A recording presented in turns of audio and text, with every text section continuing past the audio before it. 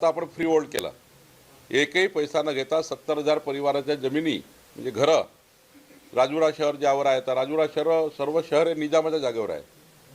असे अनेक शहर आहेत, त्या ठिकाणी अनेक गाव आहेत, नांदेडमध्ये आहेत, मराठवाड्यात आहे। त्या सर्व घरांची आता प्रॉपर्टी फ्री होल्ड केली आणि ही घरं त्या जे लोक त्या घरी राहतात त्यांच्या नावाने करून देण्याचा निर्णय महसूल खात्याने केला आहे। सर, पिंपरी चिंचवडमध्ये दोन्ही राष्ट्रवादी एकत्र येऊन लढत आहेत, भाजपचं काय स्टँड असणार? भारतीय जनता पार्टी आणि शिवसेना महायुती आहे। काही ठिकाणी राज्यामध्ये वेगवेगळ्या पद्धतीने महायुती ऑपरेट होत आहे, पण भाजपा शिवसेनेचे एकमत झालं आहे। पुणे, पिंपरी चिंचवड, नाशिक अनेक ठिकाणी भाजपा शिवसेनेची बोलणी सुरू झाली आहे। आता भाजपा शिवसेनेची बोलणी झाल्यानंतर मग इतर 13 मित्र पक्ष आहे त्याचीही चर्चा आम्ही करणार आहोत। भाजप आणि शिवसेनेची बोलणी सुरू आहे। राष्ट्रवादी सोबत म्हणजे पुण्याचं असो किंवा आता अमरावती सुद्धा त्याच्यात युवा स्वाभिमान असेल तर आम्ही तयार नाही असं राष्ट्रवादी नाही, आमच्याकडे युवा स्वाभिमान हा मागच्या 15 वर्षापासून आमच्या महायुतीचा भाग आहे। रवी राणा हे युवा स्वाभिमान पक्षाचे जे अध्यक्ष आहेत, त्यांनी अनेक निवडणुकीमध्ये भाजपाला पाठिंबा दिला।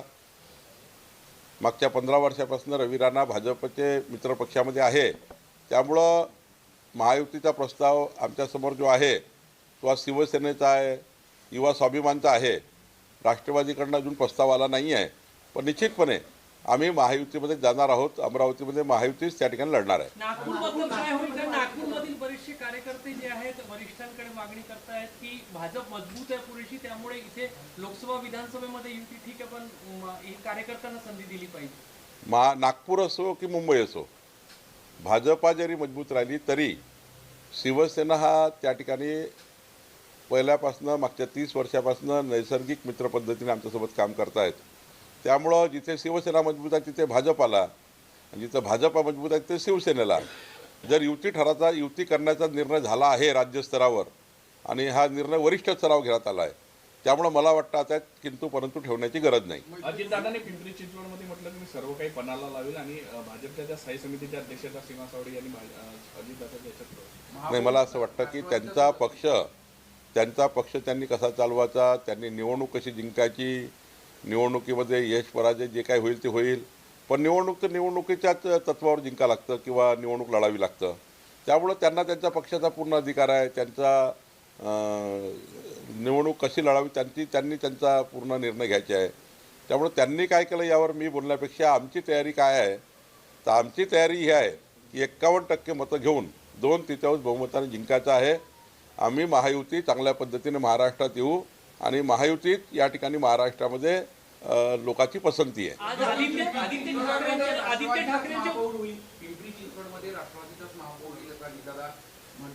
अजितदादाला राष्ट्रवादीचं वाटतं, आम्हाला भाजपचं वाटतं, त्यामुळं जनता निर्णय करेल पिंपरी चिंचवडची कोणाचा महापौर बनवायचा। आदित्य ठाकरेंच्या उपस्थितीमध्ये मेळावा होत आहे असं ठरतंय त्यांच्यामध्ये की आदित्य ठाकरेंना मुंबई आणि उर्वरित महाराष्ट्रामध्ये उद्धव ठाकरे म्हणजे आदित्य ठाकरेंना कुठंतरी प्रमोशन दिलं जात आहे म्हणजे उद्धवजी जेव्हा मुख्यमंत्री होते तेव्हाच त्यांनी आपल्या मुलाला प्रमोट केलं होतं, त्यात नवीन काय? वडील जेव्हा मुख्यमंत्री होते मुलाला मंत्री केलं, याचा अर्थ तुम्ही तेव्हाच प्रमोट केलं होतं, नवीन काय? आणि ज्या पद्धतीने आदित्य ठाकरे हे काम करतात आहे, नवीन नेतृत्व आहे, त्यांना संधी आहे, संधीचं सोनं करावं एवढंच म्हणणं आहे। मुंबई पोस्टर लागलेले होते, ते पोस्टर काढून टाकण्यात आले, त्यावरून संजय राऊतांनी टीका केली की आचारसंहिता फक्त शिवसेनेसाठी आणि मराठी माणसासाठीच आहे का, सत्ताधाऱ्यांसाठी नाही। राज्य निवडणूक आयोगाने जेव्हा आचारसंहिता लागली तेव्हा सर्वांनीच पोस्टर काढले, आम्ही आमचे काढून टाकले। ज्यांनी काढले नाही त्यावर कारवाई झाली असेल, आम्हाला तेवढी शिस्त आहे। आचारसंहिता लागल्याबरोबर भाजपच्या युनिटने आपापल्या गावात जाऊन, तुम्ही बघा नागपुरात काढले की नाही काढले आम्ही, त्यामुळे आम्ही आपले काढले, ज्यांनी नाही काढले म्हणून कारवाई झाली। त्यात काही तुम्ही काढायला पाहिजे ना, राज्य आपल्या निवडणूक आयोगाला गरज पडू नये काढायची, कलेक्टरला गरज पडू नये, आपापल्या पक्षाचे आपापल्या नेत्यांनी आचारसंहिता लागली की साधा नियम आहे, काढले पाहिजे, आम्ही काढले, त्यांनी काढले नाही म्हणून कारवाई झाली। गुलाबराव पाटलांनी जळगावमध्ये म्हटलं तर सन्मान दिला नाही तर आम्ही स्वबळावर नाही, गुलाबराव पाटील त्याचं स्वभावाप्रमाणे बोलत असतात, पण माननीय देवेंद्रजी, माननीय एकनाथजी, आम्ही सर्व बसलो होतो, त्यामध्ये महायुतीचाच निर्णय झाला आहे। मुंबई अमित शहाच्या याच्यात जाऊ देणार नाही घशात जाऊ देणार नाही असं संजय राऊत म्हणतात. आणि तो डकेत कोण आहे ते माहिती आहे, रहमान रहमान डकेत. नावाचा डकेट कोण आहे ते महाराष्ट्राला माहित आहे माहिती असं. असं आहे की त्यांना बोलायला काही मुद्दे नाही. त्यांना मुंबईच्या विकसित मुंबईचा प्लॅन काय हे माहिती नाही. त्यांच्याकडे डेव्हलपमेंटचा अजेंडा नाही. सकाळी झोपून उठल्यापासून झोपतपर्यंत टोमणे मारण्याचा त्यांचा कार्यक्रम आहे.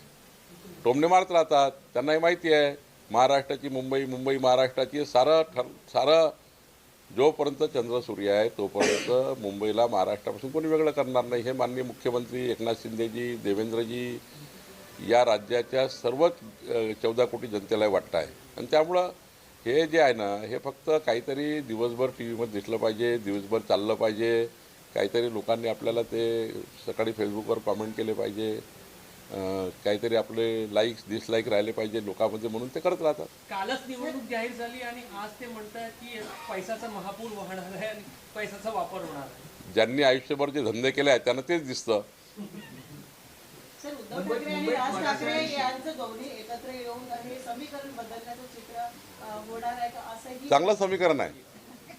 दोघे एकत्र आले. चांगलं समीकरण आहे. लोकाला कळतं असे समीकरण का तयार होतात. जेव्हा जनाधार संपतो, जेव्हा तुमचा आधार संपतो, तेव्हा असे समीकरण तयार होतात. असं आहे. त्यांना एकत्र यायला काही मनाई नाही आहे. त्यांना आमच्या शुभेच्छा आहे. पण विजन काय आहे? 45 वर्ष उद्धव ठाकरेजीकडे महापौर होता मुंबईचा. देवेंद्र फडणवीसजी एकनाथ शिंदेला यावं लागलं. मुंबईचा संपूर्ण विकास मुंबईची आज बघा जगातला कुठलाही व्यक्ती होता, तुम्ही जाऊन बघा मुंबईला. 10 वर्षापूर्वीचे गुगलवर मुंबई, तुम्ही MRSACवर काढा मुंबई 10 वर्षापूर्वी 15 वर्षापूर्वी काय, 2014 पूर्वीची मुंबई काढा आणि 2024ची मुंबई काढा. आमचा दावा नाही की सारं बदललं, पण आमचा दावा पक्का आहे की 2029, 2035 आणि 2047च्या विकसित मुंबईचा जो प्लॅन माननीय मुख्यमंत्री देवेंद्र फडणवीसजींनी केला आहे, या प्लॅनचा विचार जर केला तर मुंबई ही जगातलं सर्वात उत्कृष्ट आंतरराष्ट्रीय शहर झाल्याशिवाय राहणार नाही. असाच योजना देवेंद्र फडणवीसजींनी केली आहे. या योजनेसमोर मतं मागणारे फिके पडणार आहे, त्यांची जमानत जप्त होणार आहे आणि म्हणून त्या पद्धतीनं ते वक्तव्य करतात आहे. मुंबईमध्ये दोन्ही ठाकरे बंधू एकत्र येणार आहे अशा पद्धतीची चर्चा. सांगितलं आता मी. आणि दुसरीकडे ते वर्षा गायकवाड म्हणतात की आम्ही मारहाण करणाऱ्यासोबत जात नाही, त्यामुळे कुठेतरी महाविकास आघाडी त्यांना सर्वांना शुभेच्छा आहे. त्यांना वेगळं लढण्याच्या शुभेच्छा आहे, यांना एकत्र येण्याच्या शुभेच्छा आहे. अजून ते 20-22 पक्ष आले होते मागे, हातवर केले होते एकामेकांनी. त्यांना घेऊन या सर्वांना. ममता बॅनर्जी तिकडे कोणते आले होते मला माहिती नाही, पण ते जरा ते सर्वांनी यायला पाहिजे. आम्ही 51% लढाईची तयारी केली आहे. 51% मतं आम्हाला मिळतील. शिंदे साहेबांसोबत युती तुमची ठरलेली आहे, मात्र जागा वाटपाचा काही फॉर्म्युला ठरलेला आहे का? जागा वाटप योग्य ठिकाणी चालू आहे. जेव्हा तुम्हाला जागा वाटपाचा फॉर्म्युला समोर येईल तेव्हा तुम्हाला आनंद होईल. दिग्विजय सिंग यांनी राज्यसभेमध्ये एक मागणी केलेली आहे की जेव्हा एखादा पक्ष फुटतो तेव्हा चिन्ह गोठवलं जातं, पण महाराष्ट्रात शिवसेनेचं चिन्ह एकनाथ शिंदेंना तर राष्ट्रवादीचं चिन्ह अजित पवारांना दिलं. जो आमदार खासदार पक्ष सोडून जातो त्याला 6 वर्ष निवडणूक लढण्याची संधी द्यायला नको, अशा प्रकारची मागणी केली. तर मागणी करायचं कामच आहे. पण कायदे काय आहे? केंद्रीय निवडणूक आयोगाने जेव्हा चिन्ह दिलं राष्ट्रवादी अजितदादांना आणि एकनाथ शिंदे धनुष्यबाण, त्यामध्ये काही कालपरवा नवीन कायदा तयार केला का? संविधानाने जे तुम्हाला कायदे दिले, केंद्र निवडणूक आयोगाकडे जे कायदे आहेत त्या कायद्याने होत असतं. आणि आता हायकोर्ट सुप्रीम कोर्टमध्ये केस चालूच आहे. त्यामुळे जे काही चिन्ह मिळालं आहे ते कायद्याने मिळालेले आहेत. त्यामुळे तुमचा पक्ष जेव्हा शेवटी पक्ष म्हणजे काय? तुमच्या पक्षात असलेले लोकप्रतिनिधी तुमच्यासोबत किती आहे आणि वेगळे किती झाले याचा कायदा आहे.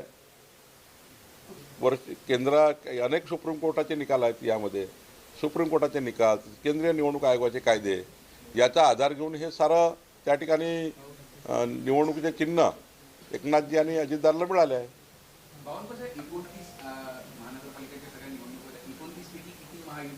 सर्वच जिंकणार आहे. 29 महापौर हे भाजपा महायुतीचे होतील. आता कॅल्क्युलेशन चालू आहे प्रत्येक जिल्ह्यामध्ये जाऊन. 100% आम्ही सर्व सोबत लढणार आहोत. 29 हे लिहून घ्या. जेव्हा मतमोजणी होईल 16 तारखेला तेव्हा 29 महानगरपालिकेचे महापौर भाजपा महायुतीचे राहतील. महाराष्ट्रातील ताज्या बातम्यांसाठी बघत रहा टाइम्स टुडे टीव्ही. सोबतच शेअर करा, सबस्क्राईब करा आणि बेल आयकॉन प्रेस करा.